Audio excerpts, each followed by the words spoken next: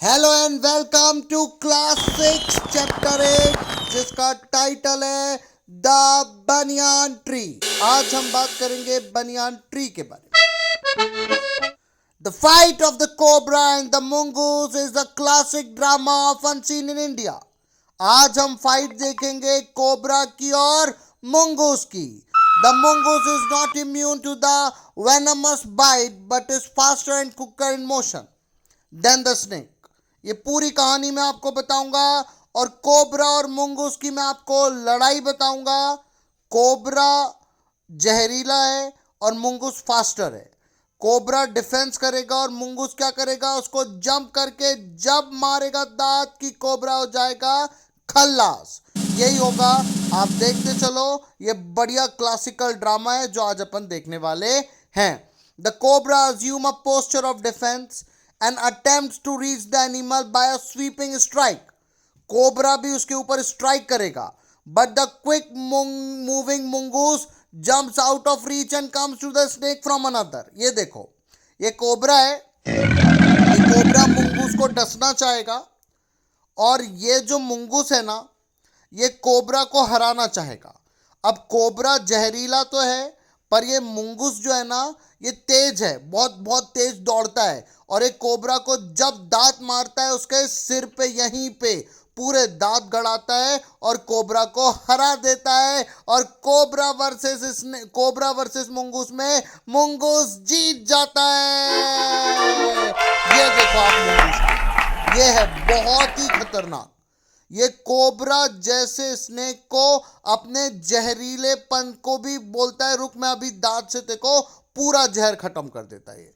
उसके जो वर्टिब्रेट्स होते हैं, हड्डी होती है सिर की, वहां पे ये मंगूस उसको दांत गड़ा के खल्लास, गया, फिनिश, गुड बाय, और ये जीत गया mongoose. The winner is mongoose. यही देखने वाले हैं आज हम।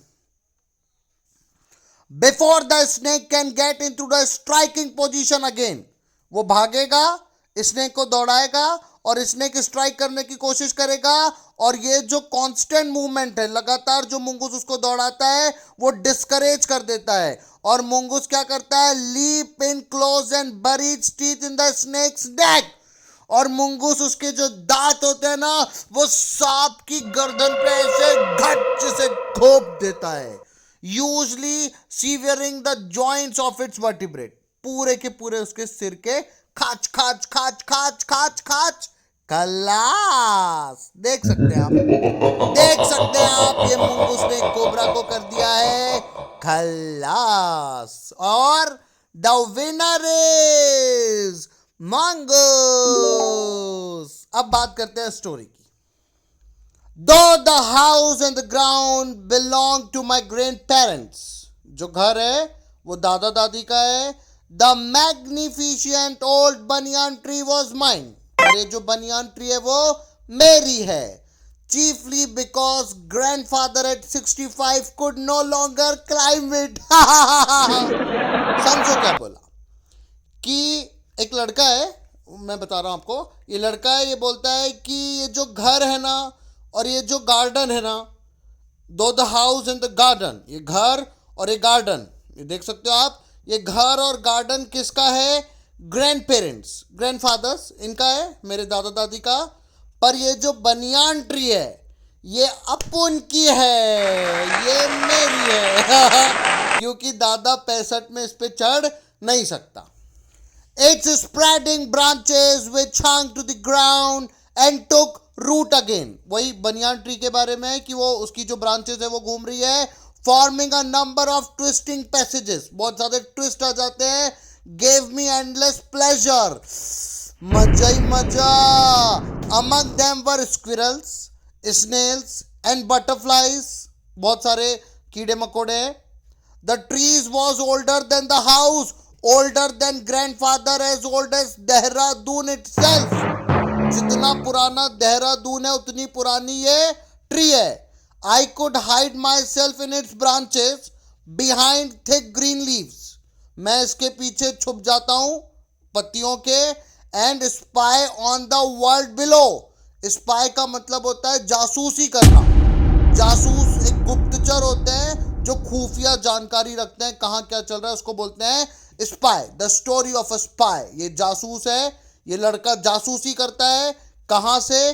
पेड़ पे बैठ के। मैं आपको समझाता हूं ये लड़का क्या बोल रहा है सेकेंड पैराग्राफ में। ये देखो, ये बनियान ट्री है, ये देखो इसकी ब्रांचेस कितनी सारी है, रूट तक के जा रही है, बिल्कुल बिल्कुल एकदम बढ़ते जा रही है ये बनियान ट्री। और ये लड़के को बहुत मजा आता है, बड़ा प्लेजर आता है, ये ट्री से इसको बड़ा प्यार है।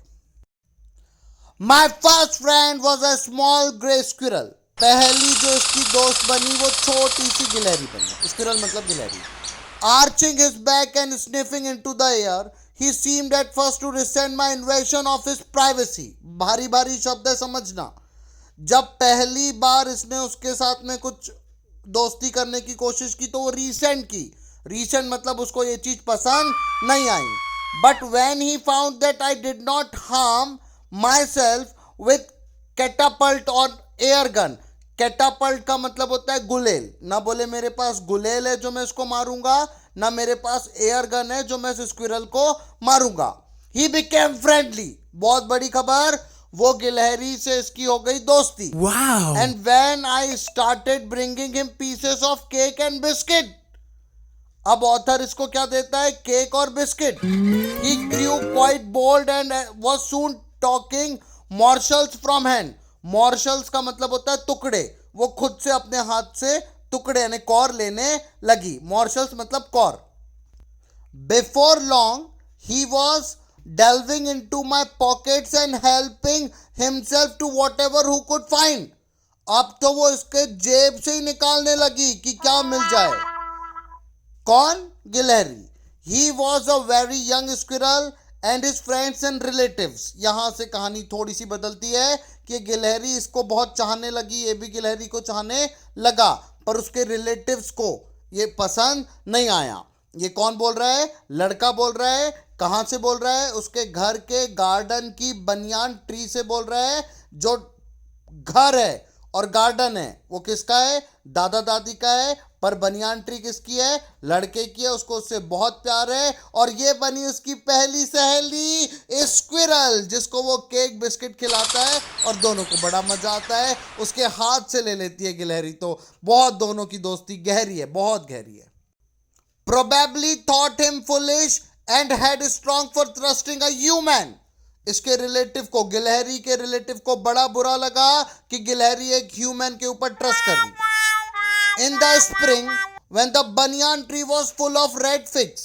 स्प्रिंग बसंत के मौसम में जब पूरी रेड फिग्स आ जाती है, birds of all kinds would flock into its branches. पूरी इसकी जो ब्रांचेस है बनियान ट्री पे, इस पे सारे बर्ड्स आ जाएंगे।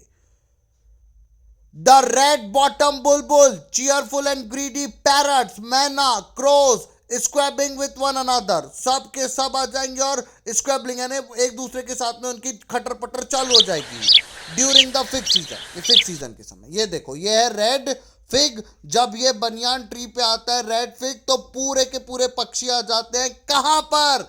बनियान ट्री पर, और उनकी स्क्वैबलिंग चालू हो जाती है। देख लो आप, रेड फिग देख लो बनियान ट्री पे। The banyan tree was the noisiest place in the garden. पूरे गार्डन में सबसे ज्यादा नॉइज कहीं से आती है, तो वो है banyan tree. Half way up the tree I had built a crude platform where I would spend the afternoons when it was not too hot. बड़ी अच्छी बात बोल रहा है। दोपहर में जब ज्यादा गर्मी नहीं होती है, मैं बस बढ़िया मेरा एक पेड़ पे काम हो जाता है, मैं पढ़ लेता हूं। I could read there propping myself up against the tree with a cushion from the living room. ये एक कुशन लेके जाता है, तकिया, लिविंग रूम से कहां पे? पेड़ पे, और पहुंच जाता है किताब लेके और वहां पे पढ़ना चालू कर देता है। क्रूड प्लेटफॉर्म बनाया इसने, एक प्लेटफॉर्म है जहां पे पढ़ सकता है। Treasure Island, Huckleberry, Finn, the story of Doctor Dolittle, ये सब स्टोरी यहां पे जाके पढ़ता है। इसकी एक लाइब्रेरी बन गई है। कहां पे? बनियान ट्री पे। अब मुझे समझ में आया कि इस लड़के को बनियान ट्री से इतना प्यार क्यों है। ये देखो, ये लड़का है, ये क्या करता है, बनियान ट्री के ऊपर ऐसा पहुंच जाता है और बढ़िया वहां पे लाइब्रेरी है भैया जी की, और बढ़िया मस्त बैठ के क्या करते हैं बनियान ट्री पे, पढ़ाई पढ़ाई। ये बहुत सारी किताबें वहां पे रखी है और ये पढ़ते हैं। कौन? ये भैया।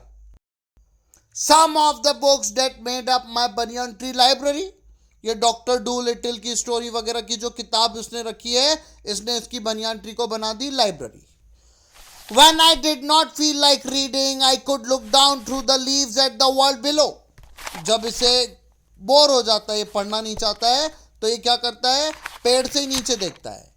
And on one particular afternoon, I had a grandstand view of the classic of the Indian wilds, a fight between a mongoose and a cobra. और एक दोपहर को इसने वही बनियान ट्री पे से क्या देखी, फाइट देखी। किसकी? मॉन्गूस एंड अ कोबरा। वही लड़ाई जो मैंने आपको बताई, यही गार्डन में हुई थी। किसकी लड़ाई? मॉन्गूस एंड द कोबरा। विनर तो आपको पता ही है, कौन था? ये बात, कोबरा। अब मिलेंगे पार्ट 2 में।